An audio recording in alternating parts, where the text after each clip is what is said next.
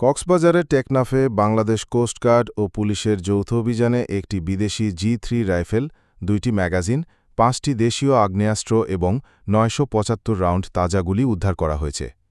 মঙ্গলবার 20 মে দুপুরে কোস্টগার্ডের মিডিয়া কর্মকর্তা লেফটেন্যান্ট কমান্ডার হারুনর রশিদ এক সংবাদ বিজ্ঞপ্তির মাধ্যমে সাংবাদিকদের এ তথ্য জানান। তিনি জানান, গোপন সংবাদের ভিত্তিতে জানা যায়, মিয়ানমার থেকে নাফ নদী হয়ে বিপুল পরিমাণ দেশি ও বিদেশি অস্ত্র এবং গোলাবারুদ পাচারের একটি চালান বাংলাদেশে প্রবেশ করতে পারে। প্রাপ্ত সংবাদের ভিত্তিতে সোমবার রাত 1টার দিকে টেকনাফ স্থলবন্দর সংলগ্ন 14 নম্বর ব্রিজ এলাকায় কোস্টগার্ড পূর্ব জোনের BCG স্টেশন টেকনাফ ও পুলিশের যৌথ অভিযান পরিচালনা করা হয়। অভিযান চলাকালীন সময় 4 জন ব্যক্তিকে কয়েকটি বস্তা নিয়ে পাহাড়ের দিকে উঠতে দেখা যায়। যৌথ বাহিনীর সদস্যরা তাদের থামার নির্দেশ দিলে তারা পালিয়ে যাওয়ার চেষ্টা করে। এ সময় বাহিনীর সদস্যরা 7 রাউন্ড ফাঁকা গুলি ছুড়লে অস্ত্র পাচারকারীরা 2টি বস্তা ফেলে পাহাড়ের গভীরে পালিয়ে যায়। পরবর্তীতে এলাকায় তল্লাশি চালিয়ে উদ্ধার করা হয় একটি বিদেশি G3